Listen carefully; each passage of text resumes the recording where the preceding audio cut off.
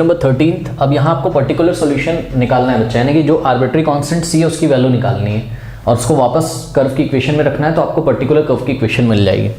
जैसे कि 13 क्वेश्चन में dy by d x plus 2y tan x is equal to sine x, y is equal to 0 होता है जब x is equal to pi by 3, यानी कि हमारा जो जनरल सॉल्यूशन आएगा उसमें हम x की वैल्यू पाई बाई 3 रखेंगे और y की वैल्यू 0 रखेंगे। ठीक है बच्चों, फिर c की वैल्यू निकाल लेंगे। चलो इसको सॉल्व करते हैं। ये जो इक्वेशन है बच्चों, इसमें कुछ भी करने की ज़रूरत नहीं है। आप यदि ध्यान से देखें तो आप इसको लिख सकते हैं dy by d x plus 2 into Y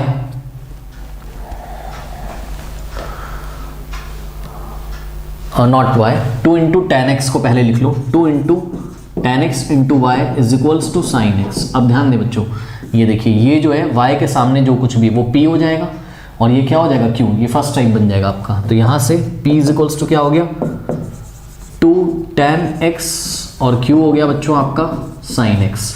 okay, now अब हम इंटीग्रेटिंग फैक्टर निकालेंगे। इंटीग्रेटिंग फैक्टर e की power integration of what, integration of p dx।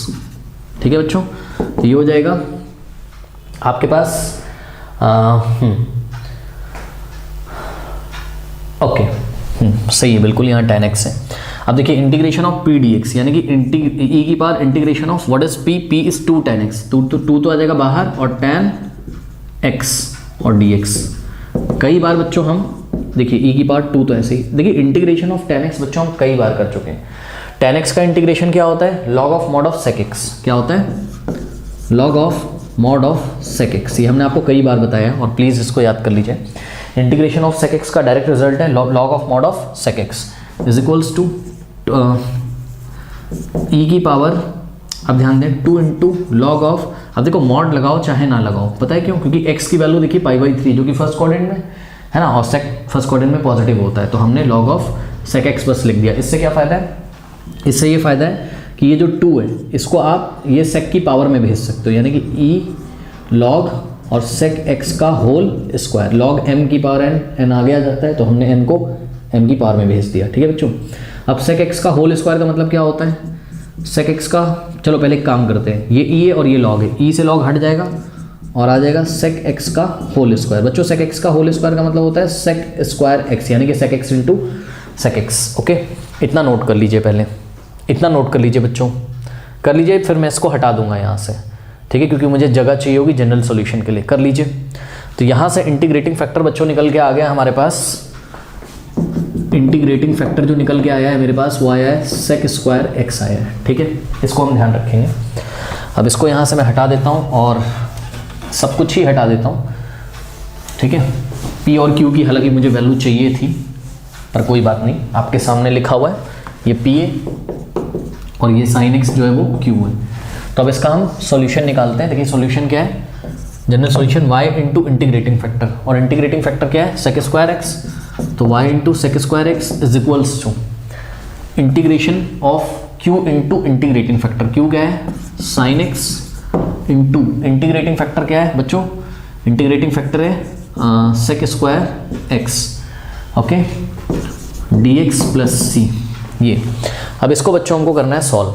ठीक है, कैसे सॉल्व करेंगे, देखिए y into sec square x is equals to, अब देखो इसका इंटीग्रेशन नहीं हो पा रहा है, कोई बात नहीं, हो जाएगा। कैसे, sin x इंटू, देखो sec स्क्वायर को आप क्या लिख सकते हो 1 अपॉन cos स्क्वायर x, ऐसा लिख सकते हो।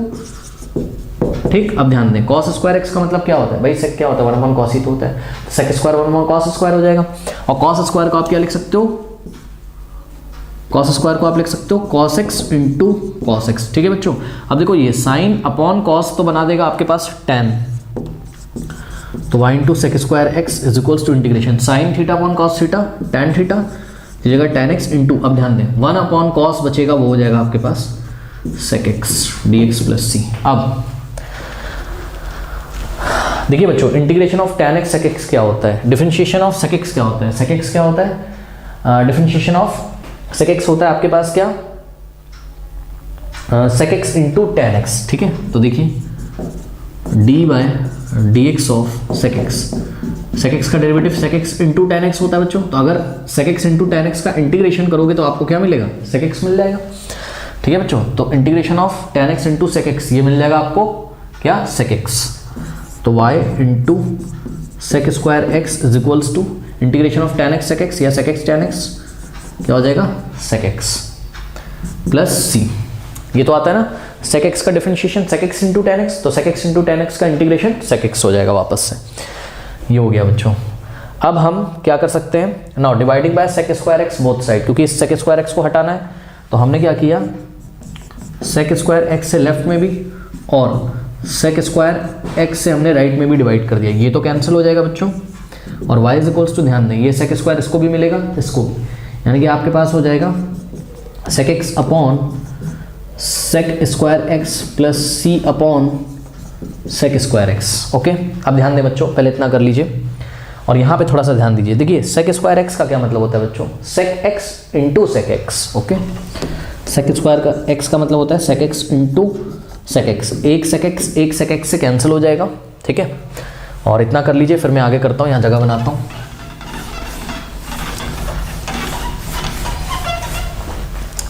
तो बच्चों आपके पास आ गया y is equals to 1 upon sec x। देखिए यहाँ 1 बचेगा ऊपर है ना, 1 अपॉन sec x, और 1 अपॉन sec x क्या होता है, cos x होता है, सबको पता है, plus c upon sec square, यानी कि c into 1 upon sec square, यानी कि c into cos square x हो जाएगा। अरे भाई इसको c into 1 upon sec square भी कर सकते हो, 1 अपॉन sec स्क्वायर क्या होता है, cos स्क्वायर।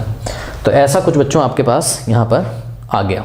ओके, अब करना क्या है, करना ये है कि ये जो कुछ भी बना है आपका, ठीक है, ये है आपका इक्वेशन 1 जो कि जनरल सॉल्यूशन है कर्व का। अब हमको पर्टिकुलर सॉल्यूशन निकालना है, तो पर्टिकुलर सॉल्यूशन निकालने के लिए बच्चों y का वैल्यू हम 0 रखते हैं, तो y की वैल्यू 0 रखी हमने, is equals to cos x, x क्या है आपका π/3, यानी कि cos π/3 प्लस c इंटू ये c है इंटू cos स्क्वायर π/3, x की जगह π/3 रखेंगे।